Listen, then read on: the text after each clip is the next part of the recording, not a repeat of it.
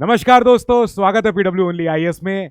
आज supreme court के तरफ से दो केसेस के अराउंड कुछ न्यूज आई जिन पे आज प्रकाश डाला जाना चाहिए। पहली न्यूज है जब आप पार्टी के एमपी संजय सिंह जी को आज बेल मिली है वो। दूसरी न्यूज जो पतंजलि के फाउंडर और को फाउंडर बाबा रामदेव जी और बालकृष्णन जी, तो इनको आज सुप्रीम कोर्ट ने बुलाया था एक शो कॉज नोटिस के सिलसिले में कि इनके ऊपर कंटेम्प्ट प्रोसीडिंग क्यों ना चलाई जाए। अब एक एक करके दोनों न्यूज समझते हैं क्या हुआ है। पहली न्यूज में जब हमने देखा कि सुप्रीम कोर्ट की 3 जजेस की bench, justice Khanna ji, justice वराले जी और जस्टिस दत्ता जी, इन्होंने आज जब ईडी से पूछा कि संजय सिंह जी को आज बेल देने में क्या ईडी की तरफ से कोई इनका कोई स्टैंड है, क्या कोई कंटेंशन है बेल दे, ये अगर हमें फर्दर डिटेन करना है तो ईडी के क्या कोई पॉइंटर्स हैं। तो यहाँ पे ईडी के जो वकील थे एएसजी एसवी राजू जी, इन्होंने बताया कि नहीं नहीं, हमारी तरफ से कोई कंटेंशन नहीं है, हमारी कोई स्टैंडिंग नहीं है इस समय, और इसी वजह से आज 6 महीने बाद इनको आज बेल मिल जाती है। अब 6 महीने से ईडी की हिरासत में थे संजय सिंह जी, आज मिलती है उनको बेल, आज वो हिरासत से बाहर जाते हैं। अब इसके बाद जो इनके वकील थे संजय सिंह जी के एएम सिंघवी जी, इन्होंने बताया कि सर हमारे पास कुछ कंसर्न है, कुछ पॉइंटर्स हैं। वो क्या है, पहला तो जो पीएमएलए के तहत जो पावर टू अरेस्ट होती है वो एक चीज होती है और जो नीड फॉर अरेस्ट होती है वो दूसरी चीज होती है। एक पावर टू अरेस्ट तो मिलती है हमको पीएमएलए के सेक्शन 19 से, कि सेक्शन 19 कहता है कि कोई भी जो डायरेक्टर हो, एडिशनल डायरेक्टर हो या असिस्टेंट डायरेक्टर हो, जो भी हो, अगर उनको लगता है ये कि अगर किसी को भी ऐसे डिटेन करना है, अरेस्ट करना है, तो उसके लिए कोई रीजनेबल एविडेंस चाहिए, या जिसे कहते हैं कि रीजनेबल बिलीफ चाहिए कि हाँ हमारे पास प्रॉपर बिलीफ है और रिक्वायर्ड हमारे पास एविडेंस है जो इन राइटिंग है। अब एक बार अरेस्ट के बाद आपको प्रोड्यूस करना होता है, जो भी डिटेनी होता है या जो भी अरेस्टी होता है उसको 24 घंटे में किसी मजिस्ट्रेट के पास, फिर इसके बाद उसकी पूरा प्रोसिक्यूशन की फिर जांच पड़ताल होती है, फिर इंस्पेक्शन होता है। यहां पे जो संजय सिंह जी हैं, पहली बात तो ये कि ना तो वो फ्लाइट रिस्क हैं, ना ही वो कोई एग्रेजियस थ्रेट है कि वो इस पूरे केस के अंदर वो कुछ ऐसा कुछ छेड़खानी कर सकते हैं, तो बेल मिलनी चाहिए, जाहिर बात है।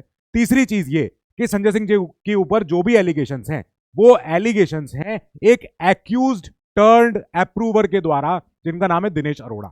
अब ये एक बिजनेसमैन है जिनको ईडी ने अरेस्ट किया था काफी टाइम पहले, तो पहले ये एक्यूज थे। फिर इन्होंने बताया कि हाँ एक करोड़ के कोई हैंडओवर की बात हुई है जो संजय सिंह जी के साथ हुआ है। अब ये जो ट्रांजैक्शन है इसका कोई आई विटनेस नहीं है, कोई साक्ष्य नहीं है, कोई इसका विटनेस, कोई सबूत नहीं है।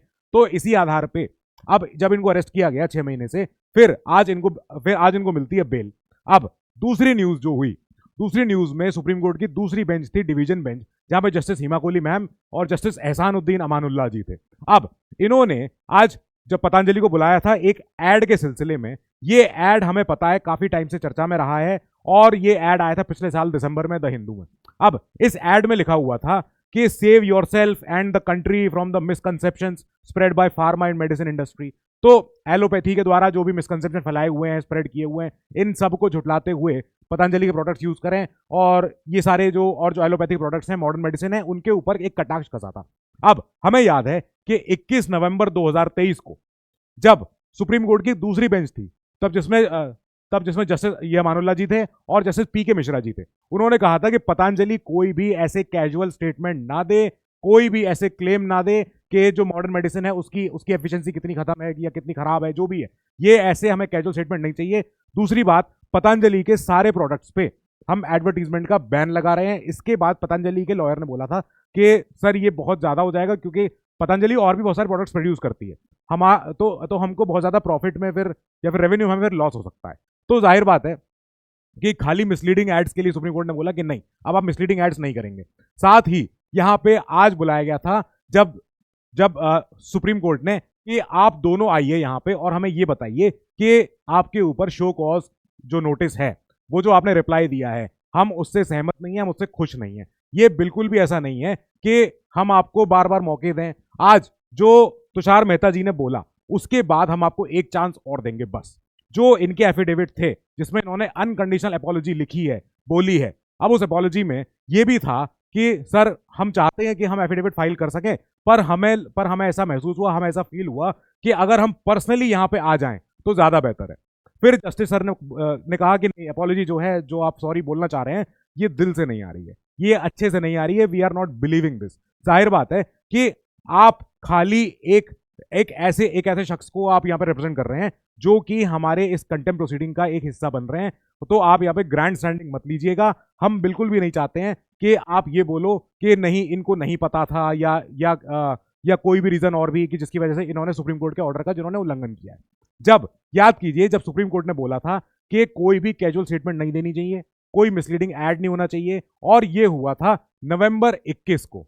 अब ये नवंबर 21 के इस ऑर्डर के बाद अगले 24 घंटे के भीतर आपने एक प्रेस कॉन्फ्रेंस अरेंज करी।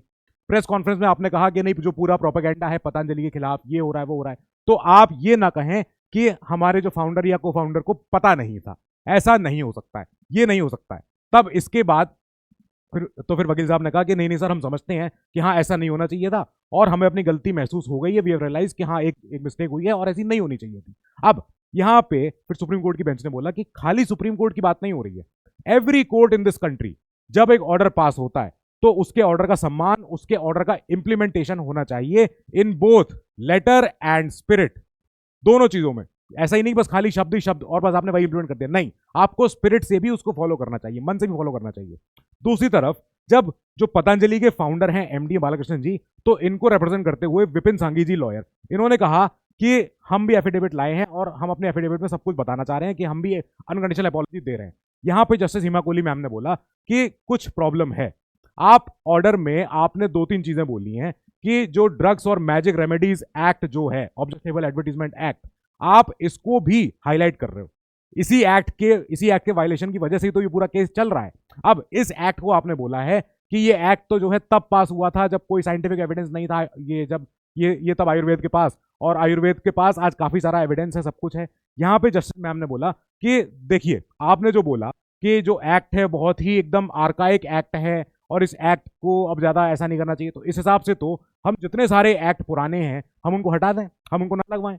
जो भी एक्ट भले ही पुराना हो चाहे नया हो, अगर वो स्टैट्यूट बुक में लिखा हुआ है, अगर वो एक्ट का अभी भी दर्जा रखता है तो वो इंप्लीमेंट होगा, वो लॉ ऑफ द लैंड है यहाँ का। ऐसा नहीं हो सकता है कि अगर कोई ओल्ड या आर्काइक एक्ट है तो बस आप उसको नहीं मानेंगे, नहीं, जब तक वो एक्ट है तब तक वो रहेगा। अब ये एक बात हो गई।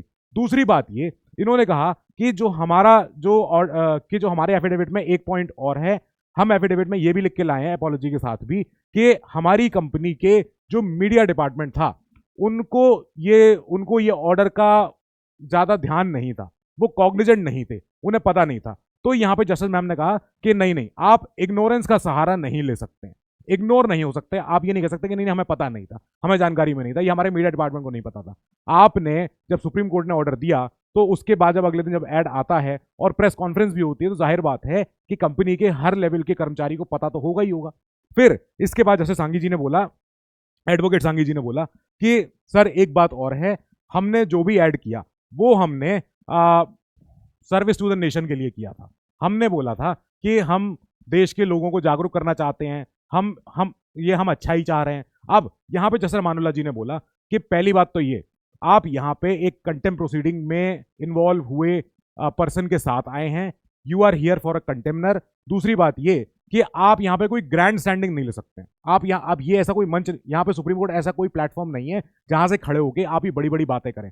ये बड़ी बड़ी बातें पब्लिक कंजम्पशन के अच्छी लगती हैं, जनता के लिए अच्छी लगती हैं। कोर्ट में प्रोसीडिंग होती है, कोर्ट में यहाँ पे गलतियां हुई हैं आपसे, इस बात को मानिए और ये ध्यान रखिएगा कि अब फॉलो अप होंगे। तीसरी चीज ये, यहाँ पे 3 पॉइंट्स हैं।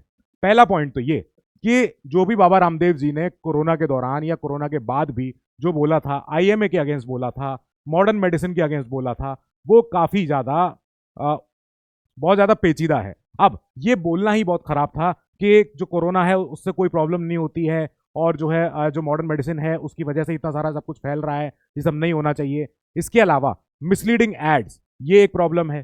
तीसरी प्रॉब्लम, सुप्रीम कोर्ट के बिल्कुल डायरेक्ट ऑर्डर्स का उल्लंघन, ये नहीं होना चाहिए था, आपने ये भी किया and there will be consequences. Consequences होंगे ही होंगे, ये आपको मानना पड़ेगा। हम आपको दोबारा एक मौका और दे रहे हैं। अब ये मौका इनको और मिला है, एक नेक्स्ट चांस इनको और मिला है जहां पे इनको अपना एफिडेविट फाइल करना है। अब ये अपने अगले एफिडेविट में क्या लिखते हैं, क्या सुप्रीम कोर्ट की बेंच उसको नजरअंदाज करती है या फिर उसको एक्सेप्ट करती है या फिर इनके खिलाफ कंटेम्प्ट प्रोसीडिंग चलाई जाती है, वो चीज आगे के लिए है। जैसे जैसे उस न्यूज में और डेवलपमेंट होगा हम उसको टेकअप करेंगे। Till then you keep studying, stay safe, good luck.